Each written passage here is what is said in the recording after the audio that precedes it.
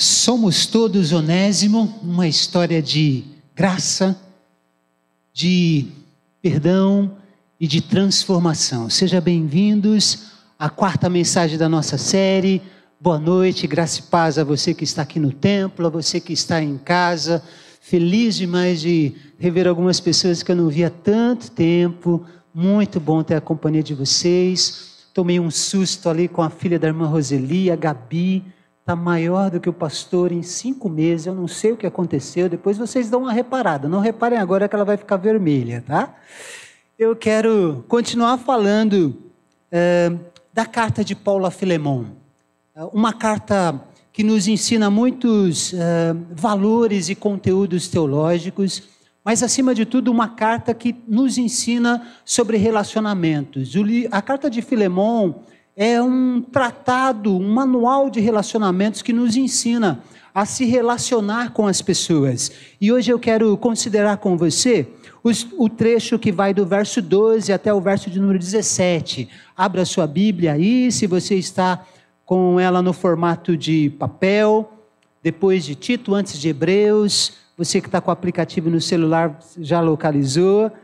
Só tem um capítulo, verso de números 12 a 17. Querida irmã Ieda, o Silas está ali, o Jonatas, a namorada do Silas, que bom. Eu não vou falar que o irmão Mateus veio para derrubar a gente com uma gravata cor azul clara, que azul é a minha preferida. Quem sabe Deus vai tocar no coração dele, eu vou ganhar uma de Dia dos Pais atrasado. Verso 12. Tão bom rever as pessoas que nós amamos, é muito bom. Hoje eu vi o Lelo, a Ana, que legal. E todos que vocês também, tá bom? Eu amo todo mundo para não se comprometer. Ok, verso 12, vamos pregar que é melhor. Mando de volta a você, Filemon, como se fosse o meu próprio coração. Eu gostaria de manter o Onésimo comigo para que ele me ajudasse em seu lugar enquanto eu estou preso por causa do Evangelho. Mas eu não quis fazer nada sem a sua permissão, para que qualquer favor que você fizer seja espontâneo e não forçado. Talvez o Onésimo tenha sido separado de você por algum tempo, para que você, Filemon, o tivesse de volta para sempre.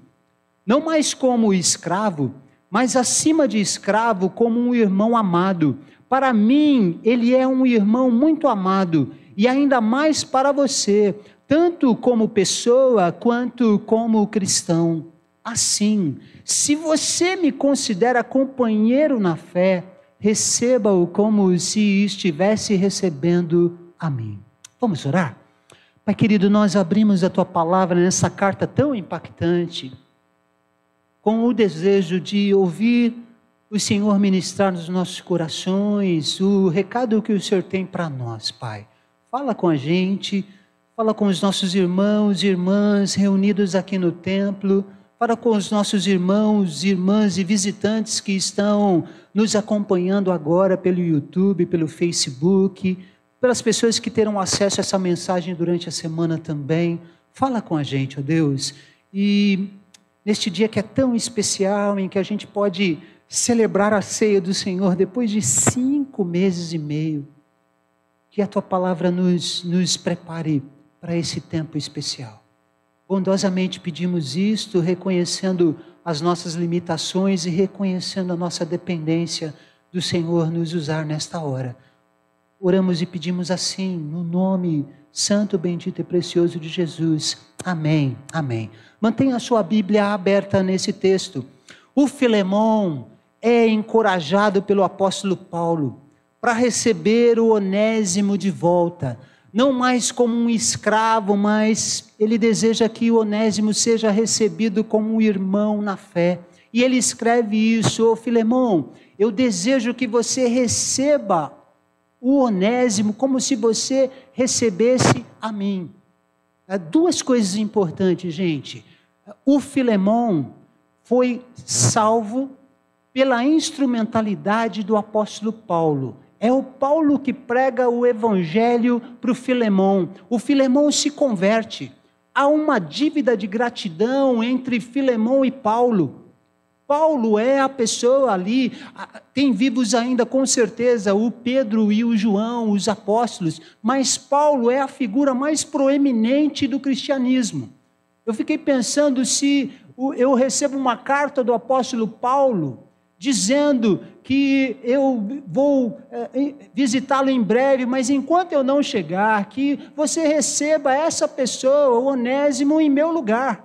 Como é que a gente receberia o apóstolo Paulo nesse tempo na nossa casa? Com certeza, a gente encomendaria para o nosso café da manhã uns pãezinhos que a irmã Lília de Deus. Pãezinhos feitos em casa, porque a gente quer receber bem o apóstolo Paulo. A gente vai encomendar uns bolos da Delícias Rodrigues, porque a gente quer agradar o nosso convidado. A gente vai trazer o nosso irmão Eufrásio Júnior para fazer um churrasco, que ele é bom nesse negócio, porque a gente quer receber bem essa pessoa. Só que o Paulo, ele escreve para o Filemão e diz o seguinte: esse escravo que te roubou e fugiu, e agora se converteu, eu estou mandando ele de volta. E eu quero que você receba-o, como se você estivesse recebendo a mim. Você imagina a cena, existe o Filemão, aí entra na casa do Filemão, bate palma o Tíquico, que é o portador da carta de Filemão, e do lado do Tíquico está o Onésimo. O Filemão começa a ler essa carta que nós estamos compartilhando com vocês. E ele começa a ler, e eu imagino, nessa imaginação fértil aqui, o que o Filemão está pensando, enquanto ele lê essa carta. E quando ele chega nesse episódio aqui, mas como é que o Paulo quer que eu receba um homem que me apunhalou pelas costas, cuspiu no prato que comeu, que sempre foi bem tratado, me roubou e fugiu? O Paulo está querendo que eu o receba, como se eu estivesse recebendo a ele. O Paulo está de brincadeira comigo. Esse maldito escravo, o que ele merecia mesmo são as imposições da lei romana. Ele deveria ser mutilado, deveria perder seus dedos, deveria perder uma das mãos, deveria ter uma letra F impressa na sua testa, feita a ferro quente. É isso que esse cara recebe, é isso que esse cara deveria receber. E o Paulo está me pedindo para que eu o perdoe, para que eu o receba agora não mais como um escravo, que eu o receba como um irmão na fé. Eu fico imaginando que o Filemão deve ter repetido aquele versículo da Bíblia que você conhece: eu sou crente, mas não sou bobo. Isso, você conhece esse versículo, Apocalipse 23:1, diz lá isso daí. E o Filemão, ele vai repetindo isso, enquanto ele lê a carta. Como é que o Paulo quer que eu faça isso? Gente, só é possível cumprir um pedido desse se a gente consegue entender o que o Paulo está pedindo. O Paulo deseja que o Filemão perdoe o Onésimo. Preste atenção e olhe para mim, esse trecho que nós lemos tem dois desafios rápidos, mas extremamente difíceis da gente cumprir. O primeiro desafio é o desafio da gente viver a nossa fé diariamente. O desafio da gente viver a fé diariamente no nosso cotidiano. Por quê? Porque quando a gente olha para Filemão, o Paulo, quando fala de Filemão, e a gente disse isso na segunda mensagem, versos 4-7, ele elogia demais o Filemão. E por causa do que Paulo escreve, a gente pode assegurar que o Filemão, ele é um bom patrão. Ele é um homem que ele vive a sua fé no seu ambiente profissional, no seu ambiente de trabalho. O que ele aprende de Deus, ele consegue viver esse aprendizado em todas as esferas da sua vida. Como patrão, o Filemão é um homem que leva Deus a sério, é um patrão correto. Eu não acredito que o Onésimo tenha sido maltratado, eu não acredito que o patrão Filemão tenha sido um mau patrão para ele. O Onésimo, em algum momento da sua história, ele decidiu ser livre. E o que ele faz? Ele rouba o Filemão e ele foge para Roma. Ele não quer ser escravo. E a gente viu no domingo passado como uma vida de escravo no Império Romano era complicada. E aí ele rompe com o Filemão e o rouba e some. Aí a gente olha para esse texto e a gente vê que o Filemão, que vive a sua fé diariamente, em todos os contextos, agora é desafiado a viver com muito mais intensidade a sua fé, porque Paulo manda o Onésimo de volta para ele, convertido, e deseja que o Filemão o perdoe, e que o receba não mais como um escravo, mas que o receba como um irmão em Cristo. E ele vai precisar lidar com isso. Mas como? Eu sou um dono de escravos. Como é que eu vou perdoar esse escravo e recebê-lo como se ele fosse meu irmão na fé? Até que eu sei que ele é. Mas como é que eu vou tratá-lo agora sem mais que ele seja o meu empregado? Como é que isso vai acontecer? O que as pessoas vão pensar de mim? Vão me repetir de novo Apocalipse 23:1. Eu sou crente, mas não sou bobo. Ô Filemão, você está de brincadeira. Como é que você perdoou esse cara e agora ele come na sua mesa como se ele fosse um de vocês? Gente, viver a fé em todos os contextos da nossa vida nos produzirá desafios como esse, de superar algumas situações que todo mundo irá nos criticar, e a gente vai fazer isso porque é o que Jesus faria no nosso lugar.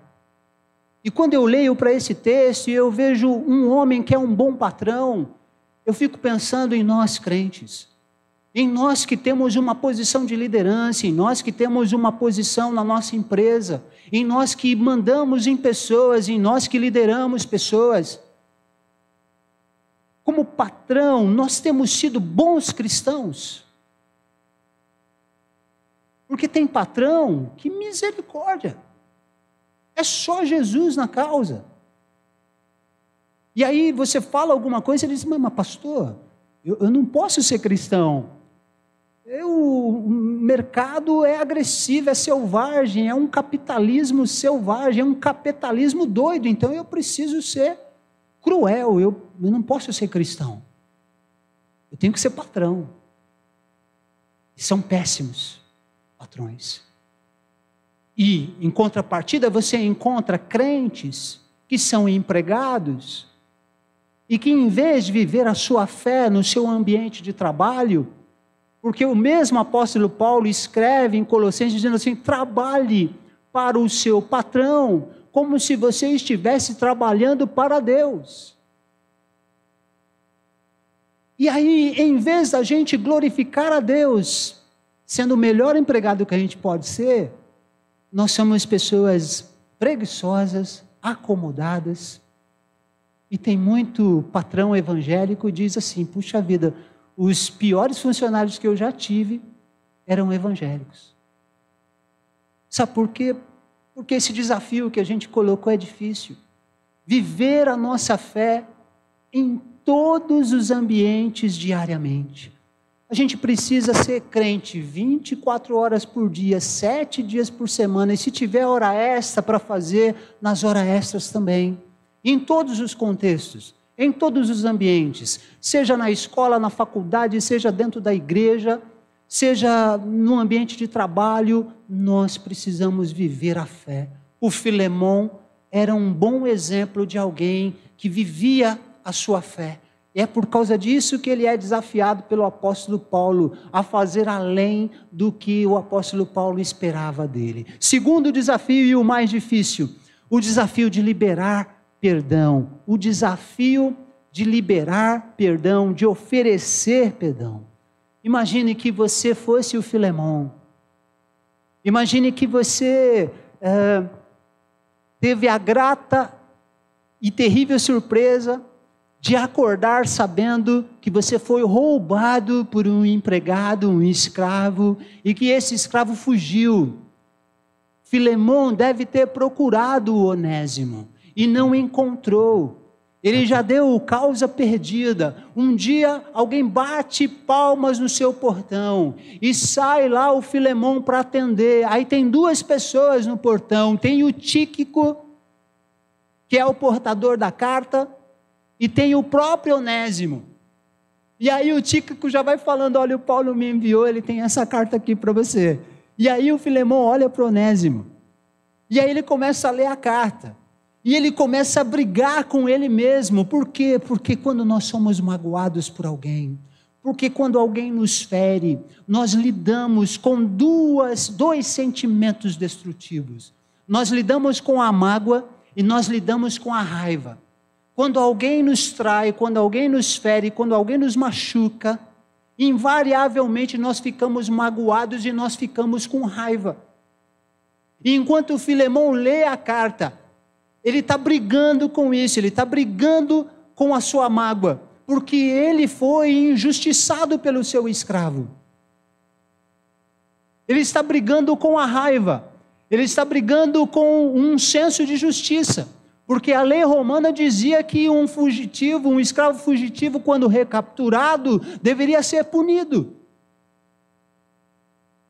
E ele está brigando em fazer aquilo que o seu coração pede. E eu tenho a impressão que nenhum de nós acorda todos os dias querendo perdoar. A gente não acorda, nossa, que vontade de perdoar minha sogra.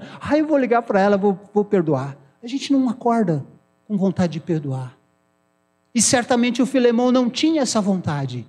E aí o apóstolo Paulo diz para ele assim, olha, recebam como se você estivesse recebendo a mim. Perdoe. E a partir de agora, não o receba mais como um escravo, mas receba como um irmão na fé. Sabe por quê? Porque o Onésimo se converteu. Ele agora é uma nova criatura, ele é um irmão na fé, meu e seu. Que desafio que o Filemão tem pela frente. E é o desafio que eu e você temos quando nós somos magoados. Gente, se existe algo que o Evangelho nos proporciona quase que diariamente é desconforto. E quando o assunto é perdão, a gente fica muito desconfortável. Porque a Bíblia nos ensina verdades sobre o perdão que chocam a nossa vaidade, o nosso orgulho em querer perdoar. A Bíblia nos ensina, por exemplo, que o perdão não é um sentimento. A gente não tem vontade de perdoar, porque perdão não é um sentimento. A Bíblia nos ensina que perdão é uma decisão, é uma atitude que eu tomo. A Bíblia nos ensina sobre perdão, e isso é desconfortável, que o perdão não é optativo, que o perdão é um mandamento. Quando Jesus fala de perdão, especialmente na oração do Pai Nosso, ele vai fechar o versículo 15 e ele vai dizer o seguinte: se você não perdoa os seus devedores, você não é perdoado por Deus. Ele vai dizer, se eu não sou capaz de perdoar, ele não recebe a minha adoração. Mateus 5, 23, 24. Isso é desconfortável para nós. O Evangelho nos ensina que o perdão não está ligado ao desejo de perdoar. E não está ligado ao mérito da pessoa, do ofensor.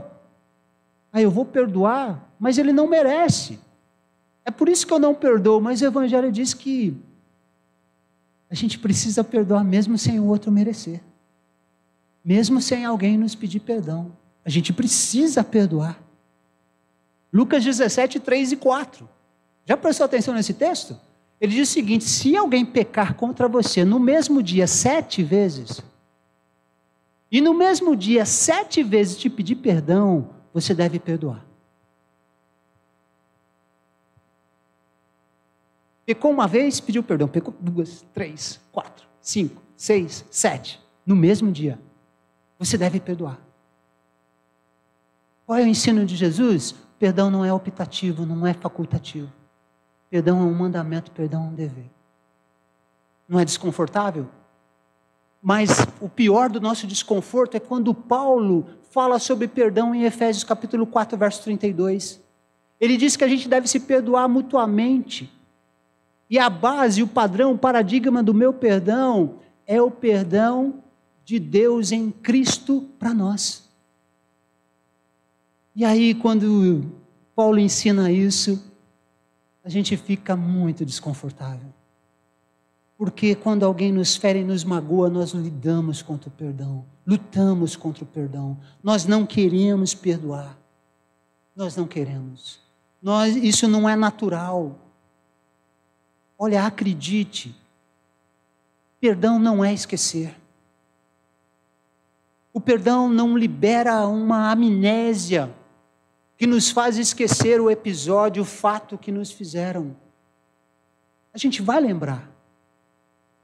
Mas o que o perdão proporciona para nós, quando a gente libera esse perdão, é fazer com que a dor da mágoa já não nos incomode.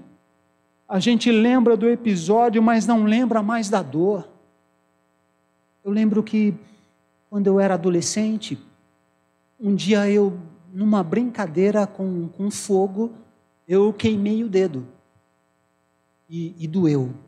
Mas doeu muito. Precisei pôr gelo. E a minha mãe só... Tá vendo? Falei para você. Mas doeu. Eu hoje olho para o meu dedo. O dedo que eu queimei. E eu não sinto mais a dor. Mas eu lembro do que eu aprontei para queimar o dedo. Quando a gente perdoa, a gente lembra o fato, a gente lembra o episódio, mas a gente não lembra da dor, porque a gente perdoou. Por isso que a gente não fica jogando o episódio no rosto de quem nos ofendeu, machucou, porque isso já está acertado, já não nos causa mais dor, a gente não tem mais raiva. E aí, meus irmãos, a gente precisa pensar. Filemão, ele podia perdoar o Onésimo só porque o Tíquico estava perto. O Tíquico vai voltar lá para o Paulo, na prisão domiciliar em Roma, então eu vou dar um perdão aqui para inglês ver. Não, beleza. O Paulo pediu para eu recebê-lo como se recebesse a ele. Vamos aqui fazer um churrasco, está tudo certo. Aí o Tíquico vai embora. Aí ele chama o Onésimo, vamos acertar nossas contas. Vou mutilar seus dedos aqui. Não dava para conviver com alguém e recebê-lo como irmão na fé sem perdão. Sabe, gente, quando nós nos deparamos com o desafio de perdão da nossa vida, nós precisamos entender que é isso que o Senhor deseja para nós. Que a gente aprenda a liberar perdão.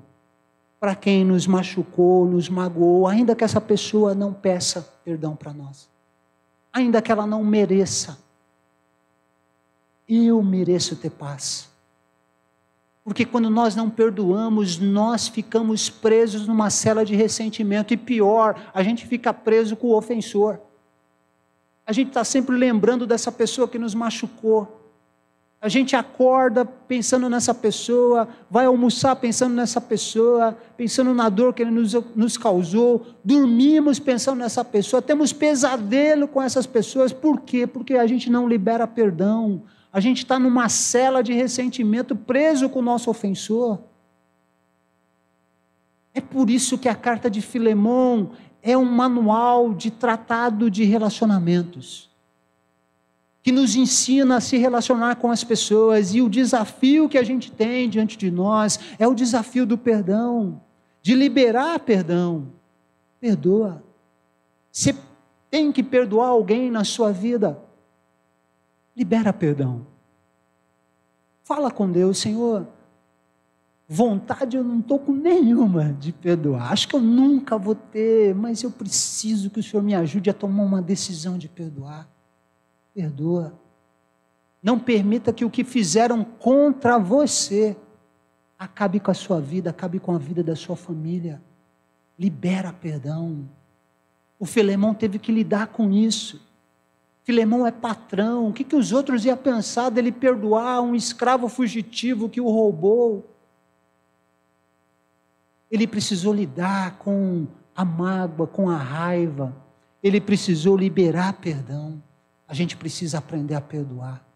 Eu fui pastor de uma senhora, numa das igrejas que eu dirigi, e essa senhora foi abandonada pelo marido, depois de ter sido traída, apanhou muito desse marido antes de ter sido abandonada, e ela criou sozinha 2 filhas. 2 filhas de muito caráter, e venceram na vida. E essa mulher nunca se casou. Um dia o seu ex-marido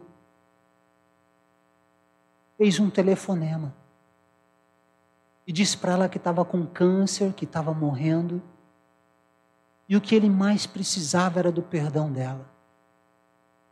Esse homem que tinha abandonado a sua esposa para viver com outra, foi abandonado por essa pessoa quando ele começou a ter o câncer. E ele foi despejado da sua casa e morava num quartinho, não tinha o que comer. E essa irmã da igreja, com um coração cheio de perdão, buscou o seu ex-marido nesse quartinho imundo, o colocou dentro da sua casa, num quarto dos fundos, e cuidou dele durante 1 ano, até ele morrer, em cima do leito, lá naquele quarto. E as pessoas olhavam para ela e diziam: mas irmã, você vai fazer isso? Esse cara aprontou com você, esse cara acabou com a sua vida, você vai tomar conta dele. E ela sempre dizia assim: se Jesus estivesse no meu lugar, ele viraria as costas. Eu preciso cuidar do pai das minhas filhas. Um ser humano que está abandonado. E no dia do velório, essa irmã tinha um sentimento de dignidade, de ter feito o que é certo, de ter liberado perdão e ter feito além do que se esperava dela. Quando Paulo escreve para Filemon, ele tem uma palavra linda, acho que é o verso 21. Verso 21, olha só. Eu escrevo para você, Filemon, certo de que você me obedecerá, sabendo que você vai fazer ainda mais do que eu lhe peço. Como é que eu termino essa palavra de hoje, da 4ª mensagem? Eu termino perguntando se você precisa perdoar alguém na sua vida. E dizendo para você que se tem uma coisa que perdão não é que perdão não é fácil. Mas a gente precisa liberar perdão para abrir uma cela, para a gente sair da cela e para deixar o ofensor ir embora. Porque a gente precisa viver a nossa vida. A gente não pode viver prisioneiro de mágoa e de raiva, isso vai acabar com a gente. A gente precisa aprender a perdoar.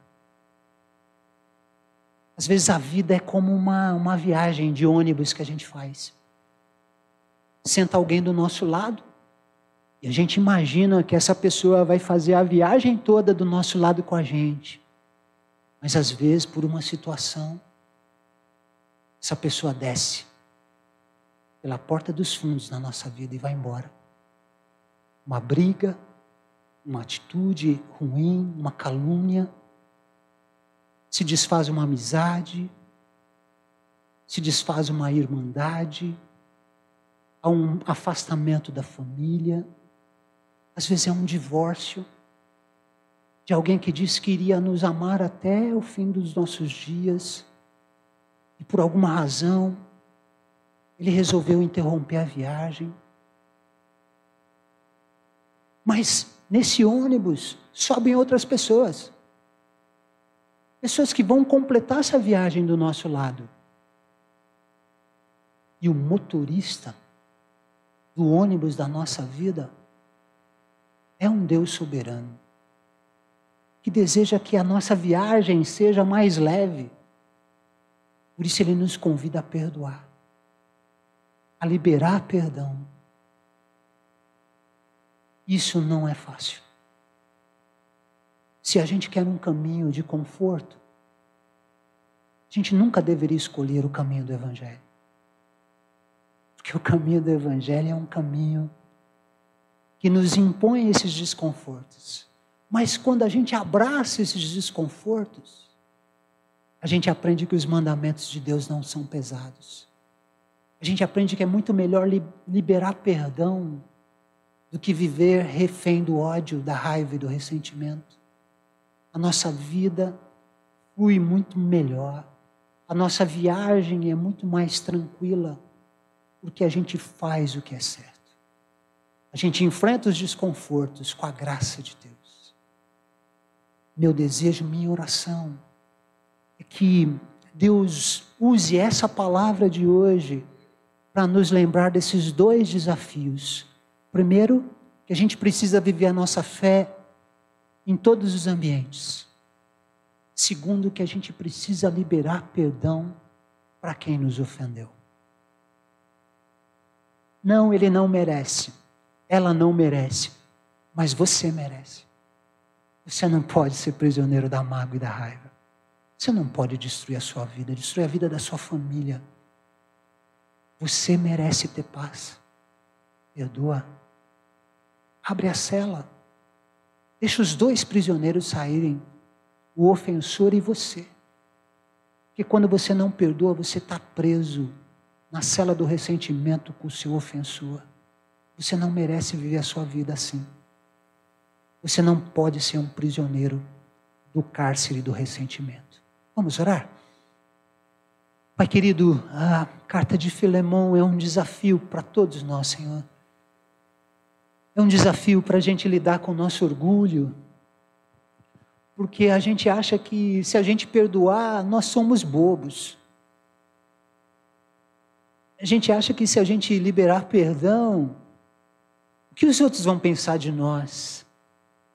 E a gente continua prisioneiro num cárcere de ressentimento, junto com o nosso ofensor.